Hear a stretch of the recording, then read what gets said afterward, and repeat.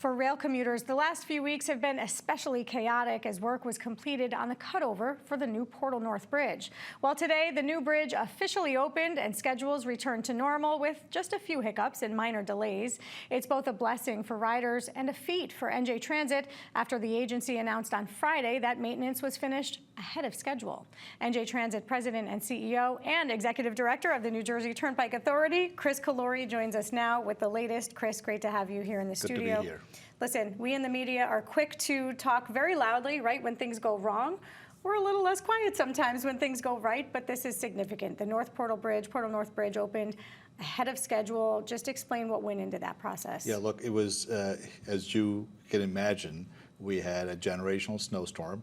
We had more fog and rain than you can count on your fingertips. And we had multiple challenges while we were trying to run trains next to the brand new bridge. So the fact that the team choreographed and finished a generational project, once in a century project actually, on time and ahead of time is a feat of engineering. It's a feat of human determination. It was significant on Friday, right, when we had problems on the old bridge. What happened there, and how did the work on the North Bridge really save you? So somebody discovered there were 4 bent catenary poles near the old bridge. So Amtrak and New Jersey Transit worked through the morning. I got my first call, I think, at 4:45 in the morning. By 5:45, they made a decision to open the first track on the brand new bridge 2 days ahead of schedule. Thank God for that. It tells you a lot about how critical these infrastructure projects are and how critical the infrastructure itself is. So the fact that Portal was open and ready to go was a big deal for that day. What would have happened if it didn't open? The Northeast Corridor was going to shut down. There was no other way to get into New York City. And that would have been an untenable position. That means we would have had to drop everybody off at Newark, and they would have taken the path to Hoboken and then take either the ferry or go there. Look, could you have done it? Sure, but it was just not the right way to do it. This is just the first phase of that project, right? What happens in the fall? It's the exact same thing for the second track.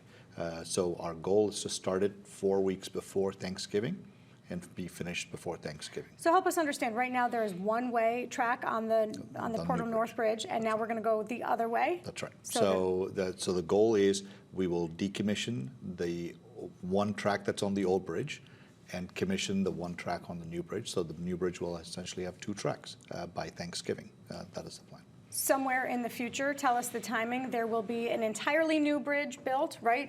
Duplicating this. When is that happening? We don't have money for that yet, but I think the plan is eventually, in order to make sure you have excess capacity to have 48 trains go into New York City an hour, you need the second Portal Bridge.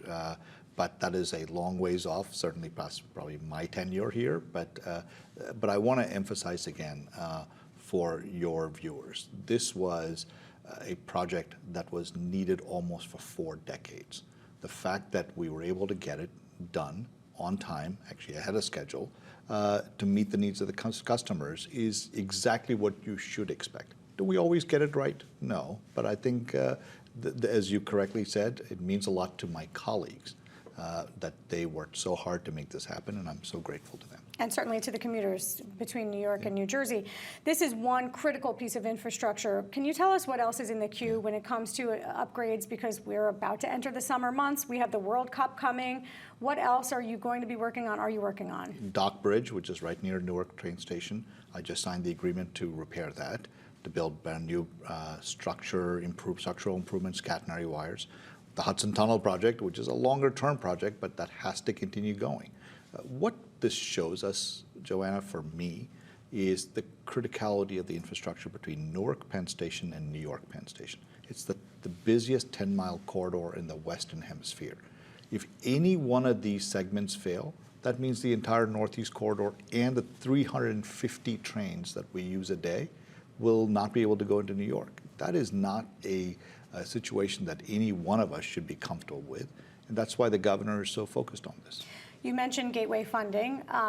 We know that the appeals court ruled in favor of New Jersey and New York, that the money has to keep flowing. Do you expect that this case is headed to the Supreme Court, to the U.S. Supreme Court? Well, let's see what happens tomorrow. I think the federal government has the ability to appeal the decision, I think tomorrow, if my memory serves me right.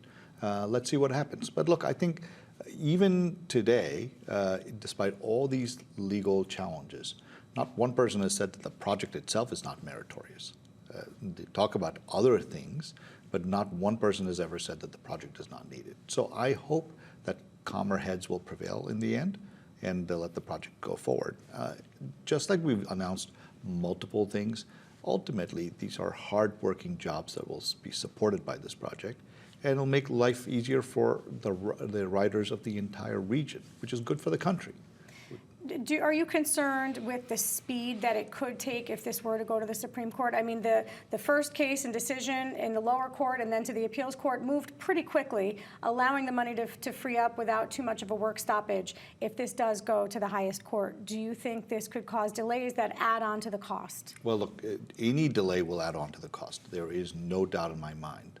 So let's see what the schedule looks like. Let's see what the appeal schedule looks like. Time will tell, but I'm, again, hopeful that we don't have to keep fighting these legal battles and let the hardworking men and women who are building the project do their jobs. You took on the New Jersey Turnpike Authority because you just don't have enough to do in a day, right? I love fun. The governor came out with a pretty significant decision there in terms of the Newark Bay Bridge. What has she decided in terms of the expansion or not of that space, and what will it mean for commuters? Look, I think the governor made the right decision in giving us the direction.